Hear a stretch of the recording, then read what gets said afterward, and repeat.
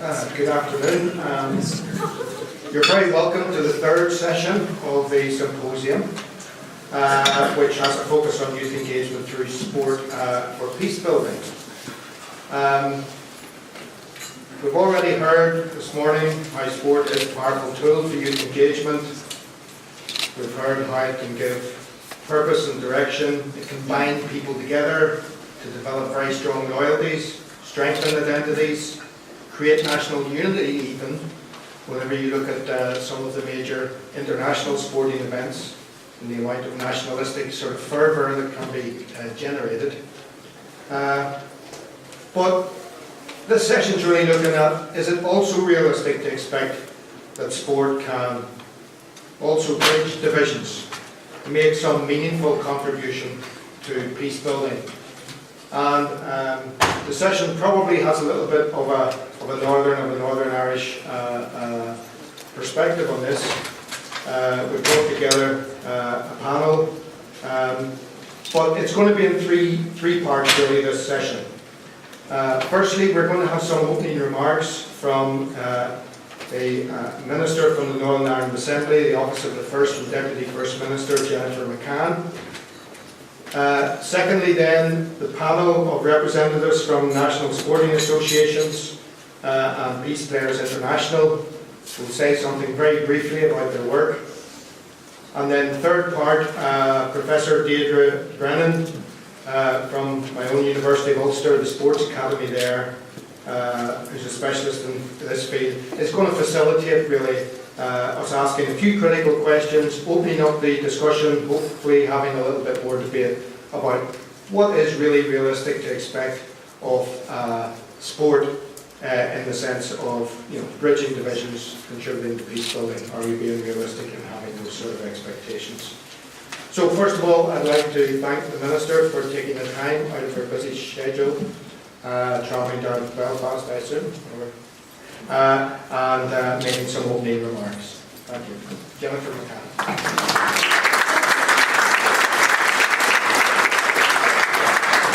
Can I just first of all thank Alan for inviting me down here to say a few words. I have to say, I'm sorry I'm only coming now. I'm coming a bit cold into the day. And I know, just speaking to some people already, you've had quite eventful and, good day, positive day here.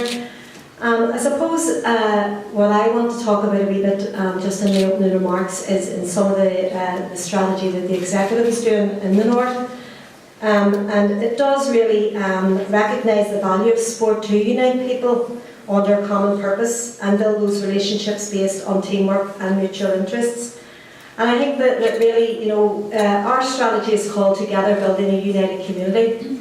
And we're hoping basically that it'll do, what it says on the tin, but also that it will be the executive's roadmap, if you like, for taking, the North and indeed, the peace building in the North, but also the reconciliation right across the island and of course the island of Britain as well.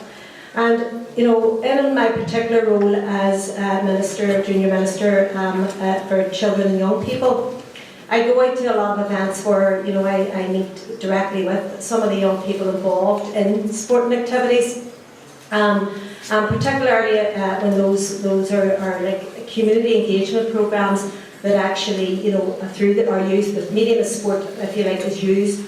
To first of all bring those two different groups of young people together. And I just noticed earlier on when they walked in, Thomas and Alan are from our city, and I know you had they spoke to you earlier today. And I suppose that's really what we're trying to do at an executive level, is just that's a small piece of the work. We're hoping to use the medium of sport with the GAA, with the IFA and the rugby, that we're hoping to actually use that medium of sport to actually bring young people together in a way that they can forge relationships with each other. Well, they may never meet unless they do something, in terms of joining a club or whatever, a sport club. But it's just not about the playing of the sport. It's about building the relationships, but it's also about, including those hard to reach young people as well. And I know even just some of the work that I have worked with in West Belfast, I have worked with some of the smaller sporting groups that are there, playing football, playing GAA, and there isn't as many playing rugby, but there are, we're getting there as well. And, I think that really what we're trying to do with those groups is to bring them together, first of all, but also to put in place a programme of engagement, where they can progress then on. They can go in and not only just, learn the sport and learn the teamwork, but also, about drug and alcohol misuse, about suicide prevention, all those other issues, but also to train and to get accredited training, so they can progress on in their lives and have, the equality of opportunity that we're hoping for all our young people. So that's just to give you a sort of synopsis of what we're trying to do at a micro level, and then obviously, at a strategic level from the executive. And as I said, the Together Building United community acknowledges both the progress, both politically and economically, that has taken place in the North over the past 15 years. However, it also recognises that much more needs to be done to ensure that our children and our grandchildren can live in a society where opportunity exists for everyone, regardless of their beliefs, of their colour or of their political opinion. And this strategy is another important step towards achieving a truly united, shared and reconciled society. At its core is a framework that will build on all the good work that has gone before. And as I said, there were people at this work long before the executives Together Building United strategy came into place. People on the ground that I mentioned earlier, those smaller organisations working at a grassroots level, very much on very, very little resources, very little funding. Those groups have been there and have been around a long time. And I'm sure that as I said, that we want to harness the commitment and the expertise which already exists within those local community structures, and really we're better to start than actually within those communities. And I'm sure that with the continuing contribution of the IFA, Ulster Rugby and the GAA, the leadership that has been shown within the sporting community can impact across society to make change happen. And recognising this, the Executive is allocating an additional £1.4 million to the Department of Culture, Arts and Leisure to fund good relations initiatives as part of our Together Building a United Community. DCAL is currently developing a cross-community youth sports programme aimed at 11 to 16-year-olds, and at its heart will be the involvement of local sports clubs and young community leaders who will share their passion for the sports with their peers. I think it's very, very important, the participation of young people, not just in delivering these programmes, but in the design of these programmes, and actually, because we need to go to young people and ask them what it is that young people need. We are also creating 10,000 one-year placements in a new United Youth programme, and this will provide a wide range of opportunities to challenge, motivate and reward our young people, and they will gain a sense of worth and a connection with society and community while learning valuable skills.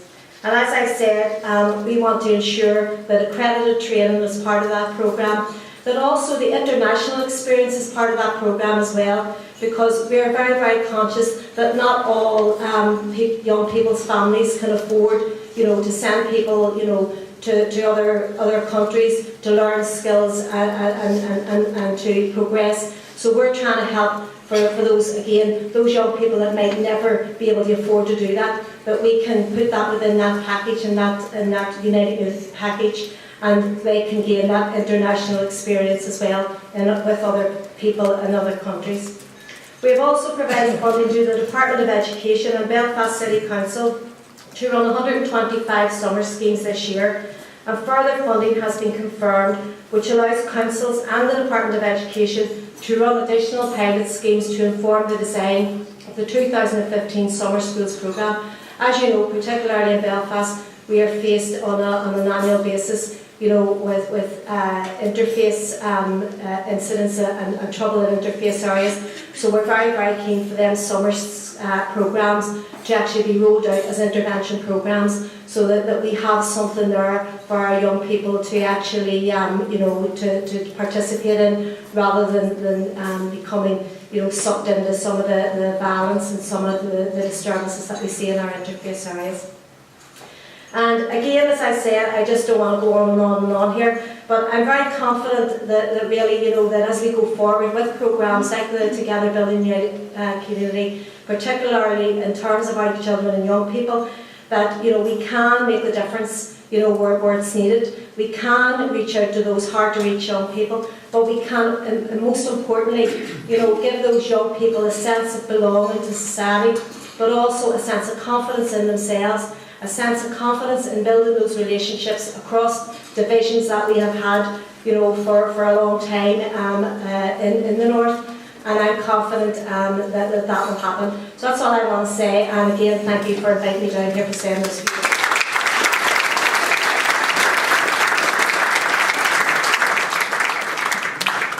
Thank you very much, Jennifer, and we're particularly pleased that Jennifer wants to stay on and be part of the panel, so there'll be an opportunity to ask questions about the programme for government, etc., that she's referring to. I'd just like to ask the panel members now to say something about themselves. I mean, for those of you not familiar with the context, certainly one of the issues in Northern Ireland for sports bodies is that very often sports bodies have become very closely identified with particular religious or cultural identities. And so there's a real challenge, is, if you really want to use sport as a vehicle to try and bring people together, how do you make these sports that have traditionally maybe just been played by one community or associated with one kind of cultural identity or background, how do you make them more inclusive? How do you try and open it up? And I guess those are the kind of challenges that face the people representing our national sporting associations here. My name is Keith Gibson. I'm the Football Development Manager with the Irish Football Association. We've been asked just to give a quick overview of our organisation and what we're currently doing. So I'll take you through that. We're currently approaching our 135th birthday. We're the 4th oldest football association in the world. A Belfast man called John McAleary discovered the game whilst on holiday, or on honeymoon, in Edinburgh. And he fell in love with the game. His wife, how she felt about the game has not been recorded for posterity. And he fell in love with the game and brought it back to Belfast and formed Cliftonville, who were the oldest club and still are the oldest football club in Ireland. We now have 960 registered clubs and 26,000 playing members throughout all communities in Northern Ireland. 44 women's clubs, 20 disabilities clubs, and a very flourishing schools programme. Our other contributions to the world game are the penalty kick. Was invented by a goalkeeper from Armagh who told the IFA that he wanted to introduce this. It was initially rejected in the belief that no player would deliberately kick another player, but that game has long since gone from the game. Our contribution to local communities has been immense, but we continue to strive to improve in that. Our association strategy was launched last year, and that is a football for all strategy. That's something we are passionate about. We want to reach beyond the game and into the communities and empower our local communities. We've 13 grassroots development officers working in all council areas, developing clubs, developing capacity within those local clubs, equality policies, constitutions, helping them to set up those things. We have 30 primary school coaches working in partnership with the GAA, delivering fundamental schools programmes, and that's alongside the Department of Education as well. Delivering fundamental programmes for P1 to P3 pupils every day of the week during the school year. We have a disability team delivering coaching sessions in every special school in Northern Ireland. Alongside this, they're developing disability clubs outside of school time, and also international teams. Our cerebral palsy squad recently returned from the European Championships in Portugal, and they returned having qualified for next year's World Cup, so we're delighted for that for them. We have an award-winning women's and girls team developing schools and giving young girls and women opportunities to be active. This has been recognised by UEFA, and our women's domestic manager Sarah Booth has been to other associations within UEFA to actually tell them how we've done that. We're being used as a best practice throughout UEFA for that. With the help of Peace 3 funding, we have worked with groups across Northern Ireland under the theme of acknowledging and dealing with the past, training, outreach work, club and volunteer development. Storytelling workshops about what's happened in the past have been very, very popular. Engaging with young people through our youth forums in Belfast and Derry. Our work in the Football for All project has allowed us to engage some of the most marginalised groups in society. We've developed football projects to use as a vehicle for social development. Street League is a programme working with homeless young men in the 16 to 25. They will go to the World Cup, the Homeless World Cup in Chile this year. They'll be travelling out to that. Women's World United and the World United football teams are working with refugee and asylum seekers in Belfast. Limestone United works at the North Belfast interface, and this was in response to suicide amongst young men in that area of North Belfast, and they come together now, and again it's an education programme as well as a football programme. We've developed our Football for All advisory panel. We bring stakeholders in from sport, PSNI, fans and voluntary sector to inform and support our work. This panel helps shape the future direction of all of our community programmes. So the help of DECAL, under promoting equality and tackling poverty, social exclusion through sport, has funded another range of programmes for us across the association. Education, health, social inclusion, good relations, employment, poverty, community engagement and regeneration. We're involved with our friends in Ulster Rugby and Ulster GAA with the DSD project, Sport in the Community, funding 2 posts within the organisation, looking to develop volunteers and also community development officer. The objective is to develop the capacity of our volunteers across Northern Ireland and give young people more chances. On the back of this, we had a conference last November endorsed by both North and South ministerial representatives, illustrating how sport and each of the 3 codes has played a powerful role in using sport for peace building and social cohesion throughout Northern Ireland. Football for All has been accepted by our association as the centre of everything that we do. Our mission to develop, promote and foster football for all. As one of the few governing bodies that caters for Northern Ireland alone, we want to be seen as a progressive governing body, giving leadership and following on from what the Minister's saying, building united communities through sport. Thank you.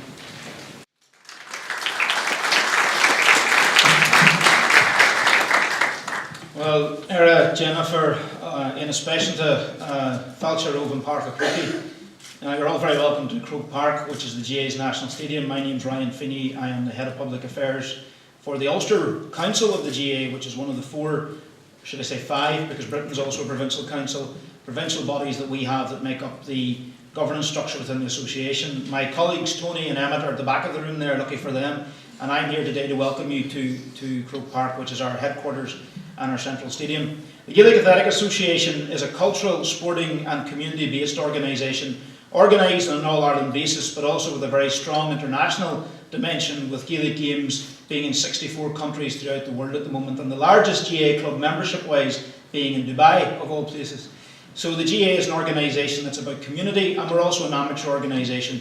No players get paid to play our games, and 85% of the revenue that comes into the GAA, so for example, if we have an All-Ireland final or semi-final in this stadium, 85% of the revenue that comes into that goes right back out to communities and grassroots development, and we have a turnover of about 70 million euro a year, and that's reinvested. So we have a very strong vocational, amateur and volunteer model.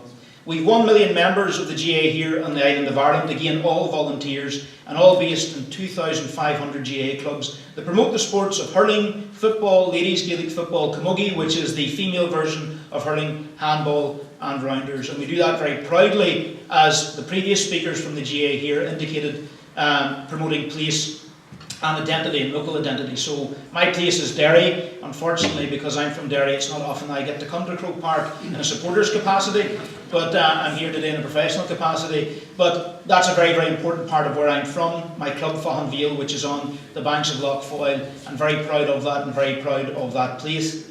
The organisation that I'm part of believes in peace building, and while we are very much proponents of the Good Friday Agreement and proponents of Irish identity, we do so with a very clear caveat that we must respect and protect those who share this island with us, who have a different identity, those who have a British identity or come from other nationalities, and those who have a unionist persuasion. And we're very clear on that we must protect their right to express their views so we can do the same. And we've been engaged in significant and in fact groundbreaking reconciliation work over the last 12 years, leading from the recognition and involvement with the PSNI to the Queen's visit here to Croke Park, which was a very significant visit from the point of view that an atrocity took place here in the stadium in the 1920s, and that was recognition of healing and moving forward in the midst of reconciliation.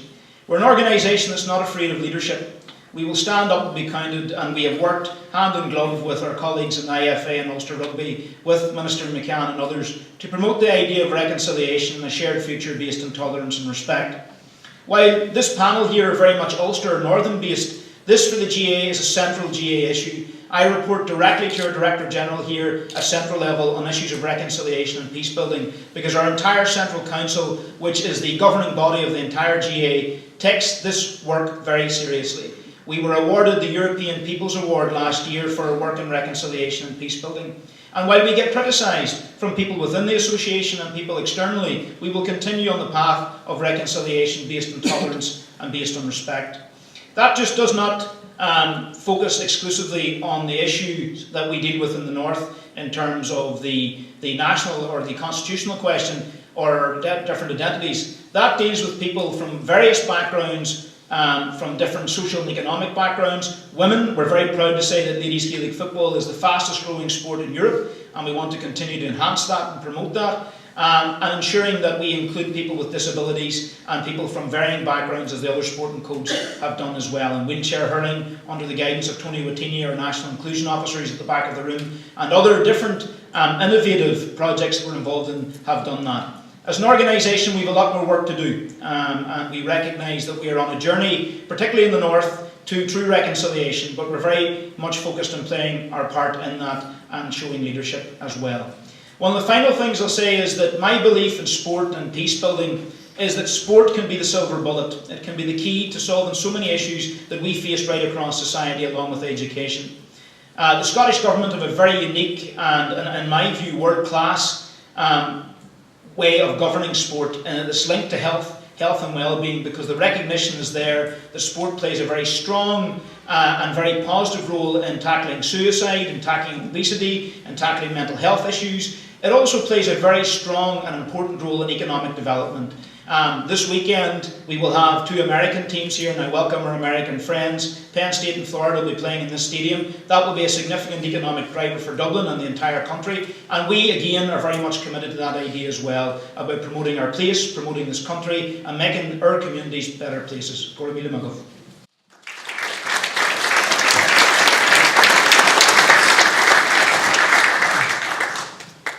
Good afternoon, everyone. My name is Chris Webster. I'm the Domestic Rugby Manager with Ulster Rugby. First of all, I'd just like to thank UNESCO for the invitation to be part of the Symposium and to participate in the panel discussion this afternoon. The great thing about being third in line and having worked so closely with the IFA and GAA is that I can pretty much say snap to everything the 2 guys have said before and add a little bit more to that. In the short space of time that I have by way of introduction, I'm just going to give you a brief overview of how rugby is organised on the island of Ireland, how Ulster Rugby sort of work and operate, and I suppose at the end, just to give you some of my own thoughts in terms of the role of sport and peace building, purely my own, and it might help facilitate some of the discussion this afternoon. Similar to the GAA, rugby is organised on an all-island basis within Ireland. So there are 4 provincial branches: Connaught, Munster, Leinster and Ulster. And I work for the Ulster branch, or more commonly known now as Ulster Rugby. We consider ourselves to be fairly unique in Ulster Rugby in that we operate across 9 counties, which means we have 6 counties in Northern Ireland and 3 counties in the Republic of Ireland. This creates its own challenges in terms of working across 2 jurisdictions, but also creates opportunities which we're very keen to maximise. From our point of view, we work very closely at a national level with the other two sports here. And I think that demonstrates a level of maturity that there's now within Northern Ireland and within an Ulster context. And I suppose one of our challenges is how we filter what we do down to the grassroots level and to the work that our clubs are doing. And that happens quite naturally anyway, but I think it creates an opportunity for us to do more of it. In terms of rugby on the island of Ireland, currently there are over 160,000 participants. We've over 200 clubs, hundreds of schools that are involved, and we're actively working with clubs, schools and communities right across the island. The IRFU and Irish Rugby is built on 5 clear values, those values being respect, integrity, inclusivity, fun and excellence. And everything that we do as an organisation is aligned back to those values. As I said, rugby in Ulster is fairly unique, but I think it's important to maybe understand where we've come from as an organisation. In terms of rugby within Ulster, there would have been, and there's probably in some quarters, still a perception that rugby is played by middle-class Protestant males. And the reason that that perception is there is because that's where the game grew out from. It was from Protestant grammar schools. The reality now is very different. We've over 200 affiliated schools to Ulster Rugby, which stretch right across the educational spectrum. If you go into any of our clubs, you'll find that it's a vibrant mix of cultures and of communities. And women's rugby, a bit like, as Ryan was saying from the GA point of view, is one of the fastest growing aspects of our game. The reason behind that, we've had success at international level. Most recently, the Irish women's team finished 4th in the World Cup in France. And the increased media exposure and the increased opportunity for females to play the game and to get involved in the game has just led to a tremendous growth.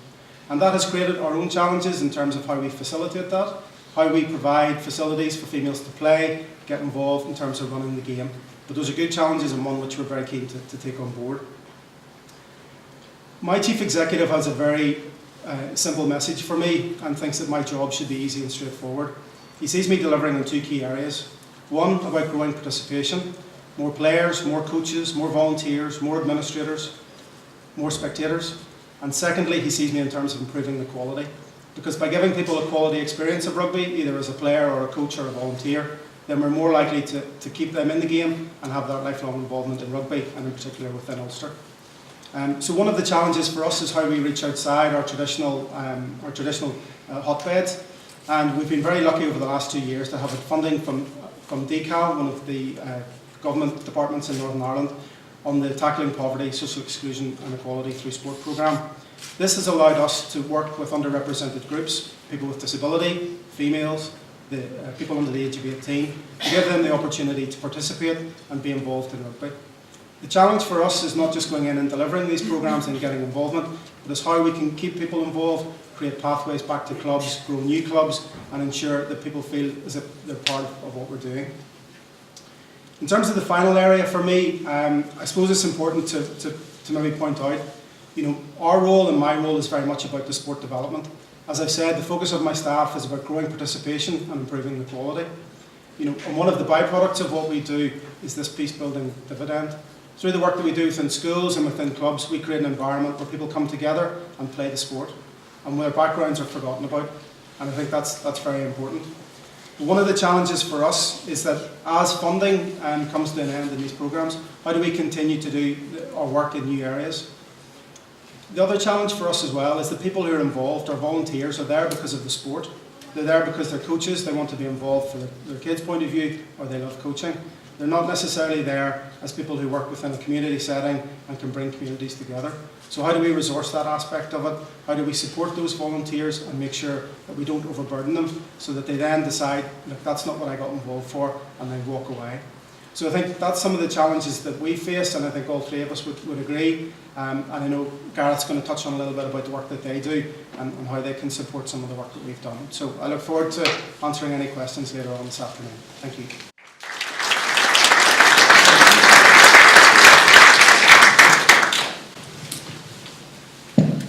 Okay, thank you again for the invitation. My name is Gareth Harper and I am the Managing Director of Peace Players International Northern Ireland.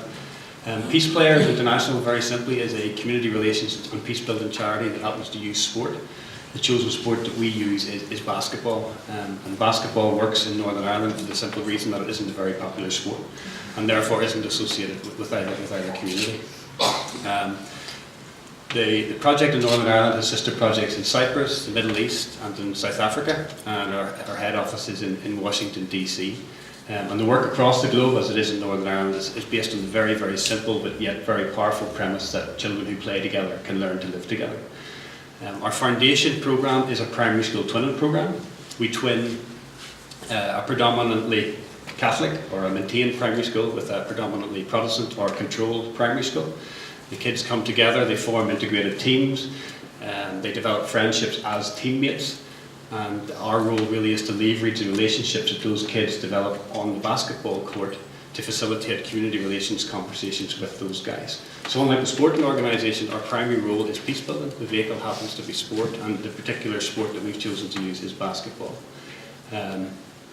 The secondary activity we have involves is a cross-community league. Essentially, in north, south, east and west Belfast, the aim is to try to develop new integrated sports or basketball teams. So across interface areas, we bring the kids together, try to have them develop friendships and relationships as teammates on new basketball teams. And we facilitate a third conversation with those guys around how they can be friends and how friendships can be developed and to develop their capacity. At the front of the audience here, we have 3 generations, if you like, of our Champions for Peace programme. So peace players, we try to create a progression route or a leadership pipeline, if you like, around Champions for Peace. So each of the guys, I'm going to introduce you to them very shortly. They're going to do a quick exercise. I hope it'll be a quick exercise. Don't know how it will work with these numbers, but we'll have a go at it anyway. But essentially, what we're about as an organisation is trying to maximise the full potential of sport for community relations and peace building work.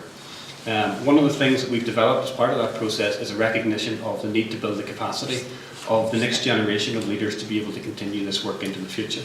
So one of the things we've been working on has been the development of Open College Network accredited training courses, which look at how young people can be supported to be champions for peace and to promote diversity using sport as a vehicle, and how to build positive relationships through sport. And these guys are graduates of that programme. I'll introduce you to them in just one second. The guys also alluded to another piece of work that's been involved with is the Game of Three Halves initiative.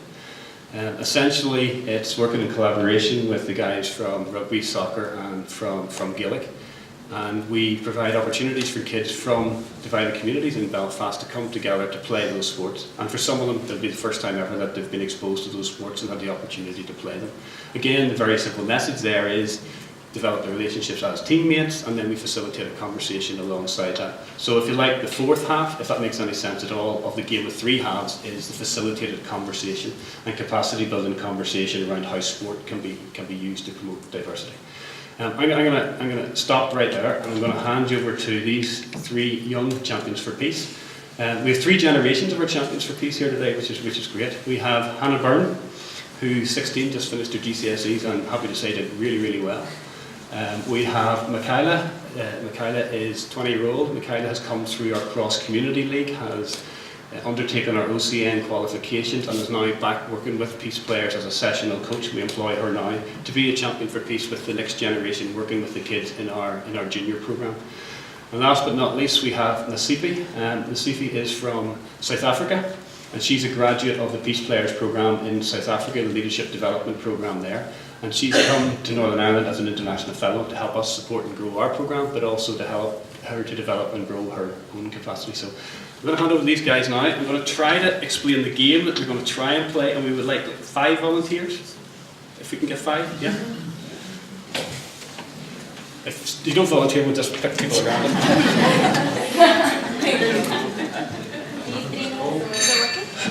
Yep, there we go.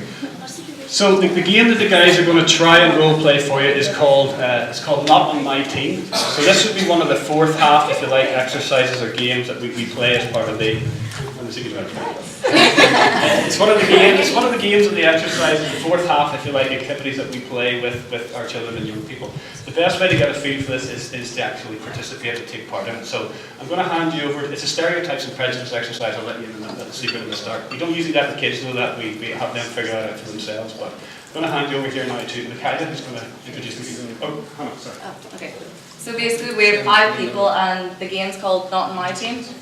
So I'm going to call out the 5 people and just give you their name and a small bit about them, and you're going to choose who you want on your team for basketball, like going from who you want the most to who you want the least, so you're going to rank them, okay? And so do we split them into 2 or just have one team? Yeah, okay. So the first person is Tom, and he's an ex-LA Lakers player, so this is Tom.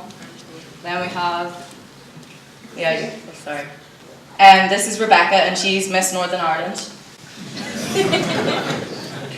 This is Warren, and he's an American DJ. We have Paul, who's a Queen's University student from England. And then lastly we have Kieran, who's just a young student. So now we want you just 1 minute to go through and who you want. First to 5th. Discuss as a group. Yeah.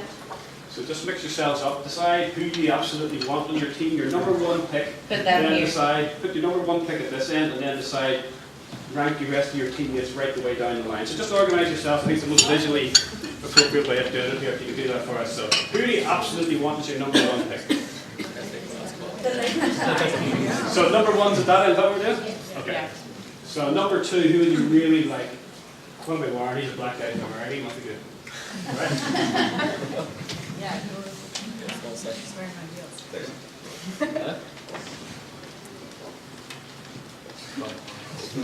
So arrange yourselves. Look, guys, the kids get this in no time. Yeah. I'm feeling I'm going to end up where I was. I just know it. Okay, does anybody, you want to tell me why Tom's at this end? Just Because he's a basketball player. okay, he's a basketball player. You two, come on. Rebecca, where's Rebecca right down the end? What? She's wearing high heels. Yeah, okay. So when you go play sports, you wear high heels, yeah? Anybody else? Anyone else? Why is Paul down here toward the end? You don't like his t-shirt? Okay. And what were you thinking? What were you thinking about Kieran here? What did you notice about him? Black guy. He's got a black eye, yeah. Maybe a bit dodgy, would he be? Go with her. A young student. Okay, Michaela's going to tell you a little bit more about the guys. Just before that, how did you make your choices or your decisions about your guys, your position and all your choices? Just based on appearance. Oh, okay. Cool. So I'm going to tell you a little bit more about it, so don't change until I tell you, okay? So Warren, he just moved here 2 years ago. He works for a local radio station, sorry. He wants to try new sports so he can make friends, and his friends convince him to try basketball. However, he's a bit nervous though because he's never played basketball before and he's blind in one eye. Tom, he recently moved here because he got chucked out of his team he was accused of stealing from his teammates, but he wants to start fresh. He wants to join our team. Yeah. Kieran, the young student, he Page 2. yeah. He goes to a local secondary school. He's very sporty. He plays Gaelic, hurley, football. He, after a recent injury though, he got hit in the eye and hurling with the ball. That's why he has a black eye. He wants to try a new sport, and his coach suggested that he play basketball because he plays Gaelic, and some of the skills from Gaelic can be used in basketball.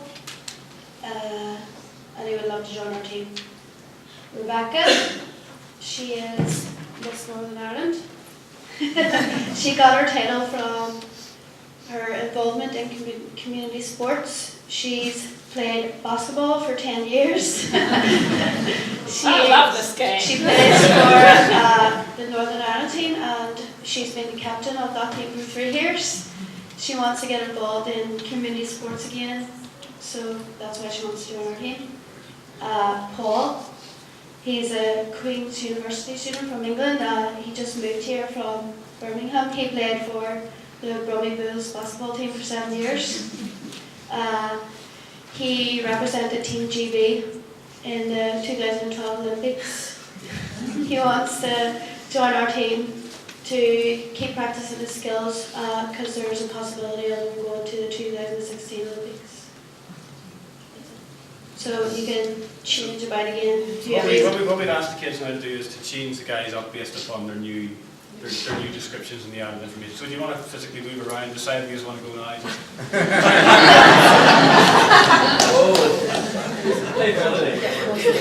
think it's so tough. Am I still number 2? She's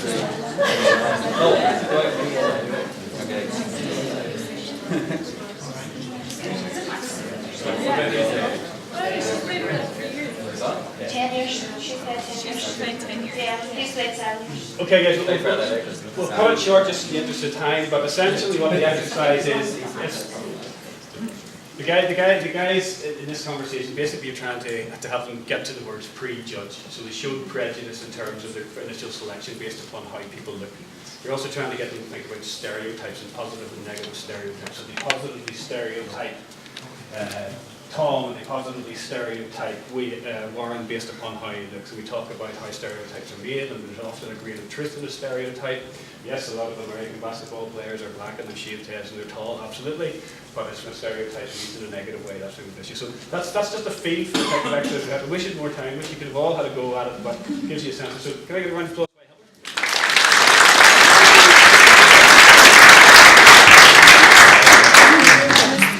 Okay, I've been asked to, we're cutting so short in time, I've been asked to introduce myself. So I'm Deirdre Brennan, I'm based at the Ulster Sports Academy at Ulster University in Belfast. And I was a bit nervous when Alan described me as an expert in this area. I actually wouldn't count myself an expert in this area at all. I would consider myself an academic practitioner.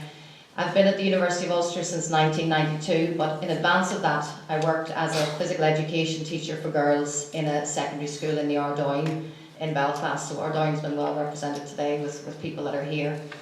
And despite the fact that I come from a border county, I come from Monaghan, and I was educated at the University of Ulster for 4 years, I really had no idea what the troubles were until I worked in this school in North Belfast. And then I learned very quickly, and I learned that, but for the grace of God, I could have been one of those girls that I was teaching, one of those girls that would have thrown projectiles at the police on a regular basis every week. I would have been one of the girls who was shot indiscriminately in her window when she was sitting watching TV. I could have been one of the girls who was arrested and incarcerated for the possession of explosives when she was a 16-year-old girl. So it was a real eye-opener to me, but I was in what Professor Fred Coulter, who I would consider to be an expert in this area of, in terms of researching on sport for development, he would have defined me at that stage as very evangelical. That's what I was. I really, truly believed that I could make a difference to the young girls that I was teaching in the Ardoyne, and none of the context was going to convince me any differently. And for some perhaps presumed logic, and there is a lot of the research would tell us there's a presumed logic that sport and physical activity can contribute to peace building and to bridging divides in a way that other activities cannot. And in line with that presumed logic, I was also made the EMU officer in the school, which was the Education for Mutual Understanding officer.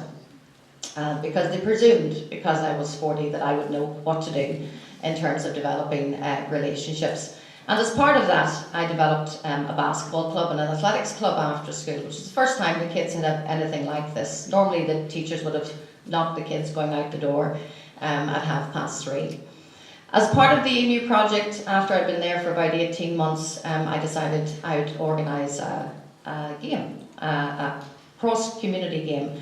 And they approached the school where I had done teaching practice, which was a school of a different tradition in South Belfast, but drawing children from a similar socioeconomic background.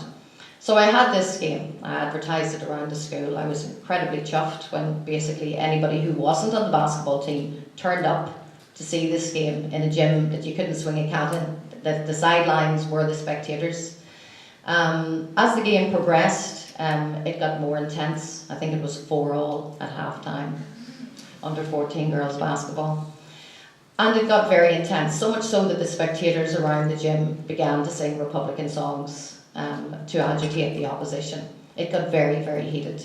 And as a result, myself and my colleague decided to stop the game and remove the spectators from the gym, which I did with disgust, given out like a nice novice junior teacher does, marching them out the school grounds, heading them out the gate and telling them to go home, that I was ashamed of them and I would speak to them the next day. We went back in and we finished the game in great spirits. There was no issue between the two teams, and we put the school team back on the bus and they went off safely, or so I thought. And I went home fairly disillusioned about what I'd done. I thought I was trying to do all this good, and in actual fact I created an opportunity where conflict could occur using sport. When I came into school the next day, I learned that my spectators hadn't gone home. They'd just moved down to the Ardoyne shops and lifted anything that they could throw, and they fired it at that school bus as it was leaving the area. So here I was. That was my education through mutual understanding. That was my first go at a project. And I learned a very, very hard lesson as a result of that. And it ended up, instead of greater friendships or reaching across the divide, I had pupils who were suspended because of their behaviour. I had 2 weeks of school assemblies on respect and tolerance.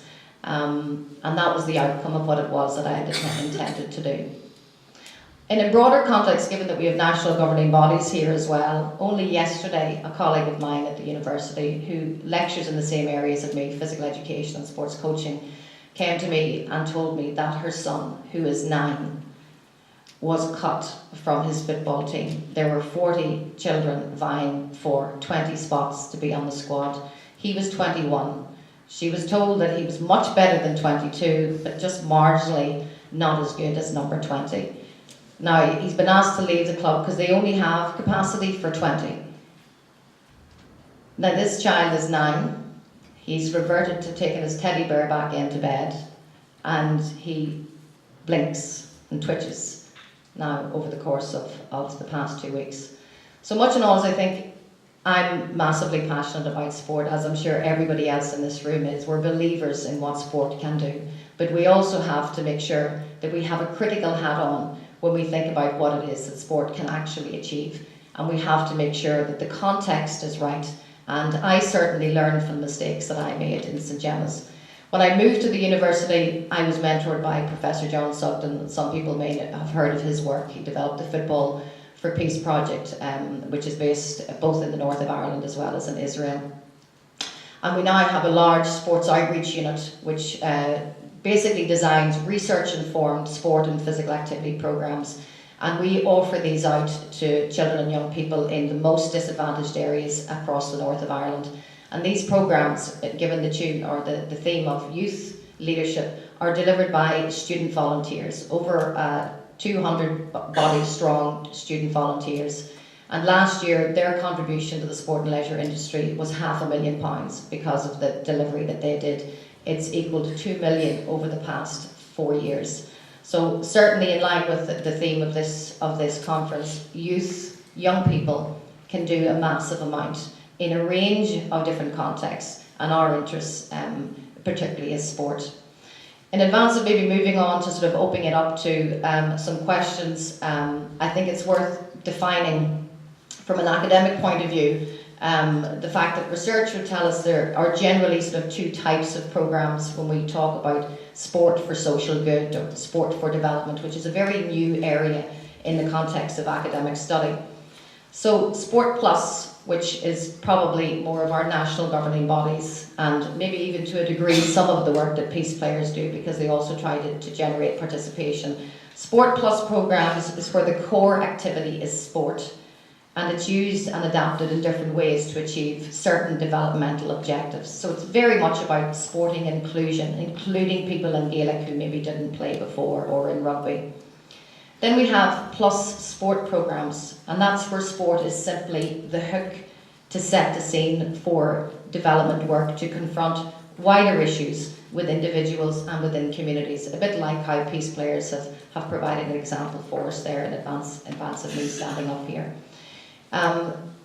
As part of my work, I'm a co-founder of the Sport Changes Life Foundation, and we're very much into plus sport programs. So we simply use sport as a tool, as flypaper to attract young people in order to get them engaged. And we work specifically with those young people not in education, not employment, and not in training. And we'd be happy to answer any questions about that as the discussion unfolds.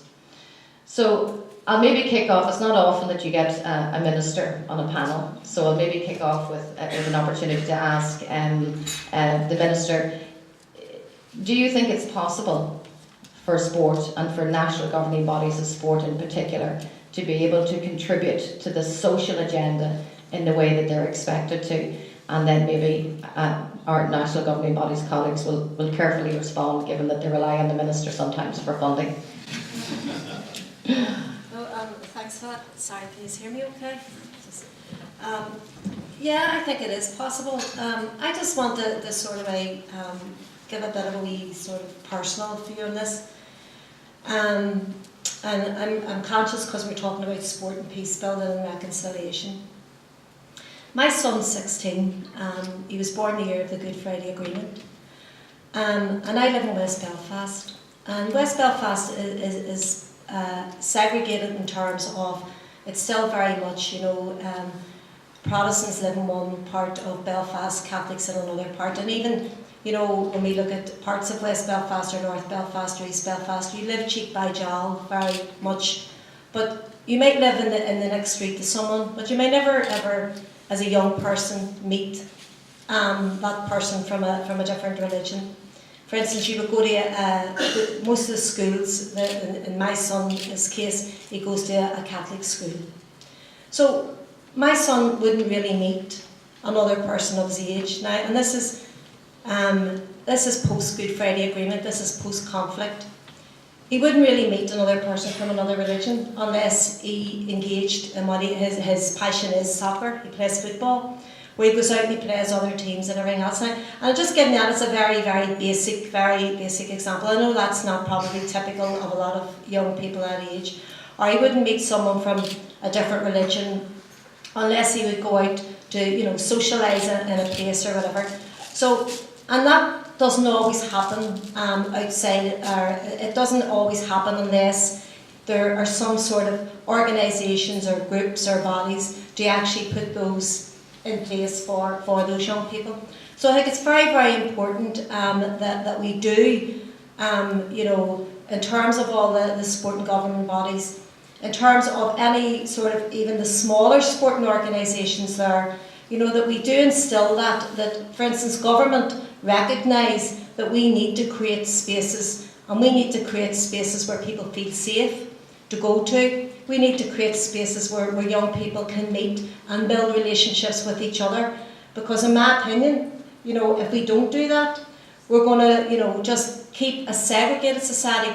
We might not have the conflict in the north that we had, thank God, but we still have a lot of deep divisions, a lot of sectarianism, and a lot of segregated living in terms of that. So I think it's very, very important, and in my opinion, sport is one of the big areas and the vehicle, if you like, that we can use to bring those young people together. And I do believe that's very, very important. So yes, I would say that it's, while when you use the example that sometimes sport, if it's not managed, if you like, can actually create more division in terms of that. But I think that if it's managed, I think that if leadership is shown, and I also think if the space is created, that shared space, I do believe that we can use that as a vehicle for bringing those young people together, yes. Does that answer your question? Sure. If maybe the national governing bodies could talk about how they think they can potentially evidence to the Minister or to potential funders how they can have some form of sustained impact in this regard. Maybe if I can jump in from our point of view, I think one of our experiences, and certainly I've been with Ulster Rugby coming on 10 years now, and we have relied heavily on external funding, whether through government or other sources. One of the problems that I see is that the funding programmes we get are quite short-lived. 3 years seems like a long time, but it takes a year to get up and running, a year of delivery. And when you're into your third year of a programme, your staff are thinking about where's the next paycheck coming from. So your delivery drops off. I think if we can look at having longer term funding, giving people more confidence, then you can start to work at changing some of these attitudes and providing, the Minister talked about the environment, providing that environment for change to happen. I think sometimes we get caught up in this 6-week delivery, and we do our delivery and that's great and everything's fine, and we go on to the next one because we're chasing targets around levels of participation, but we're not actually thinking about the outcomes and how we keep those outcomes sustainable. I made reference at the start about our volunteers. From our point of view, I have a paid staff of 50 staff who are out delivering across all range of programmes, but the majority of the sport work happens through volunteers. Volunteers in our clubs and in our schools who do this day in and daily. And we've got to look at how we build capacity with either more volunteers who are skilled in this area or provide the skills to those volunteers. So to me, it's not just about a sport issue, it has to be a wider community issue, and it's about how you get all of the different agencies involved and you have clarity around roles and responsibilities and who's doing what and linking in.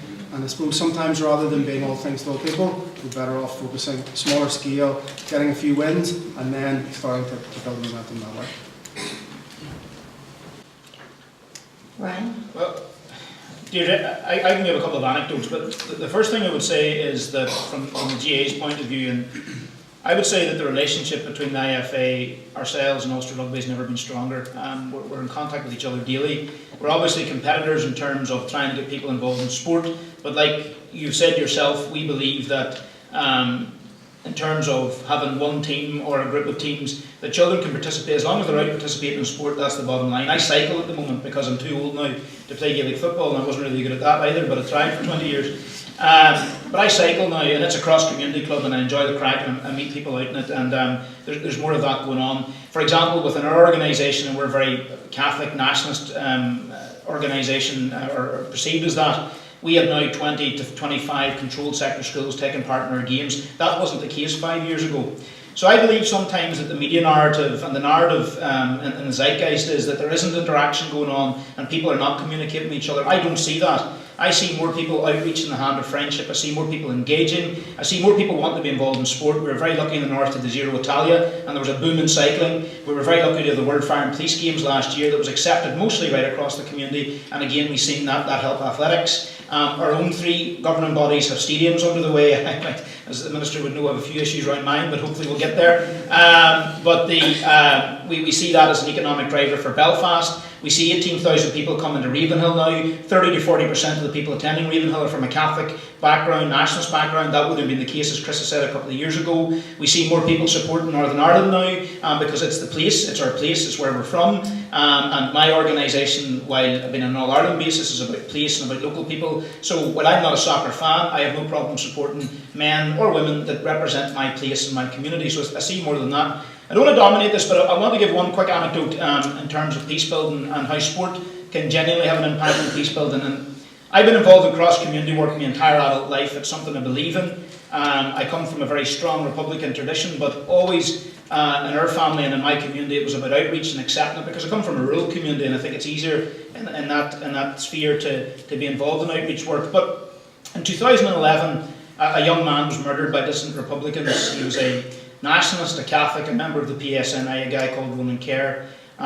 Dissident Republicans took a bomb under his car and killed him. And I was at a stag weekend in Bundoran at the time, and I got a phone call to tell me that this guy had been killed about 5 o'clock. I never met him, never knew his family, but he was a member of the GA. And he was killed because he was a member of the GA and he was a police officer. That's the bottom line, that's what happened. And my leadership, the Director General of the GA and our leadership at Ulster had a conversation, a conference call that afternoon, and we said, because our organisation is very good at commemorating our dead, we decided that we would have a minute's silence for this guy in Dungannon in O'Neill Park the next day for a National League match that Tyrone was playing in. And we discussed it with Mickey Hart, who had lost his daughter very tragically about 5 months earlier. And he says, yes, absolutely, this family have been, they're a grieving family, and we need to do something, we need to take a stand against this. Now, I was very nervous about it. Tyrone, I'm a Derry man, I don't want to criticise Tyrone in any way, shape or form, but this area of Tyrone would be particularly difficult. And when we went to have the minute silence, I stood, the national anthem played, there was a minute silence and it wasn't breached. 8,000 people stood in O'Neill Park, Dungannon, to pay tribute to an former REC PSNI officer, a young man from the Catholic nationalist community who joined the PSNI to make our community a better place, and it wasn't breached. The next day, when he was buried, the local GA club, Berlin Knights, handed the coffin over to his colleagues in the PSNI club. In the PSNI, this was totally unheard of. These things never happened before. And I saw all our leaders, Martin McGuinness, Peter Robinson, the Secretary of State, the Taoiseach, the Taoiseach, walk in together to that church. And I thought to myself, that's an example of hope. It's an example of a young man involved in a sporting organisation with nationalist connotations, joined the PSNI with the right intentions, murdered in the most callous of fashions, but there was a symbol of hope. And the IFA and Ulster Rugby, I have to say this publicly, were extremely supportive to us during that time as well. So it's when we find these issues and we see tragedy, I think that we can actually look at maybe sometimes there's a very negative media narrative out there, maybe sometimes people, because of the recession, are very nasty and bitter. But let me assure everybody in this room, there has never, in my view, never been more optimism, more hope, more cross-community work, more outreach going on as there is at the moment, and I think we need to capitalise on that and get the good message out. So that's it. Gareth, can I make...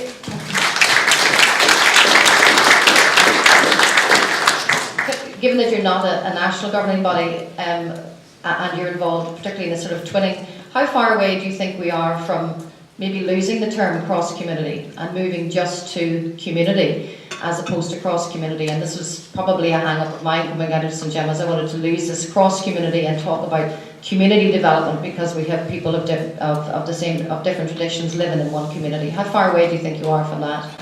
Well, I'm going to start with an anecdote in the story as well. So when I took my job in Peace Players in 2008, 2009, one of the first schools the American guys took me to visit was Holy Cross Girls Primary School up in North Belfast, the Ardoyne.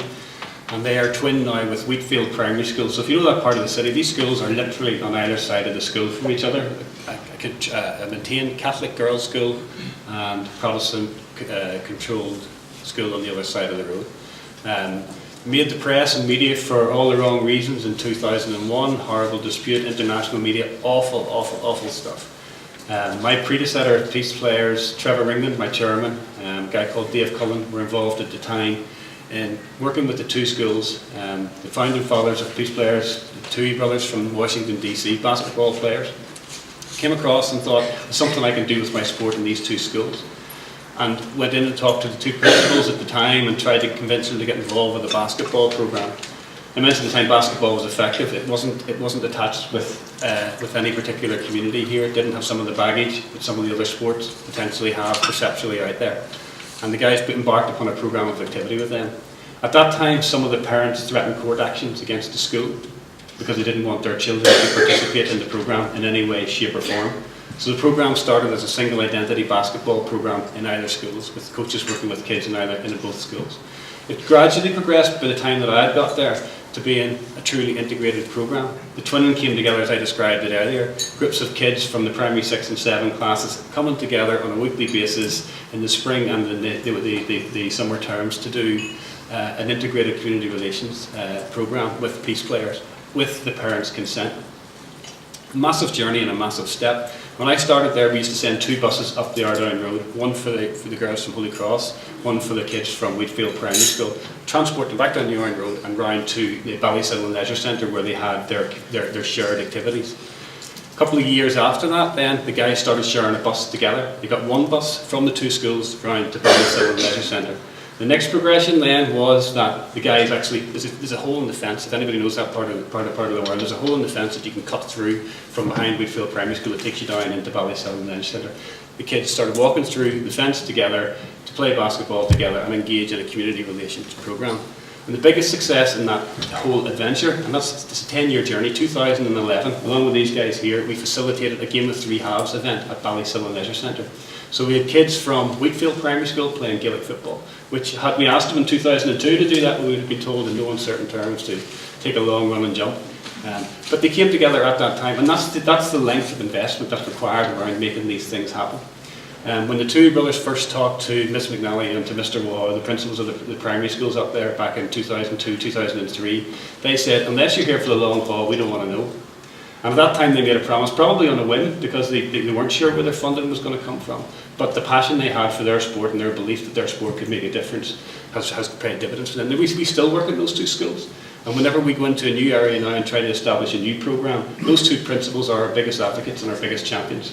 They're the guys that champion our programme and tell them, of course you can do it. If we can do it, anybody can do it. They'll also admit it isn't easy, and you have to take risks, and you have to step out of your comfort zone, particularly working with some parents, and some of those parents were involved in that dispute back in 2001. We're lucky enough now as a programme to say that some of the girls that were in the middle of that dispute are now part of our Champions for Peace programme.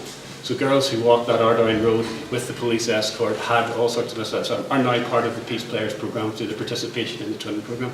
So in terms of the question, David, to get back to it, how long or how far away we are from it, it's very difficult to say. I think we have created the environment and context within which I think a sustainable peace can break out, but I still think there's some work to be done around investing and fully releasing the potential of sport for this type of work.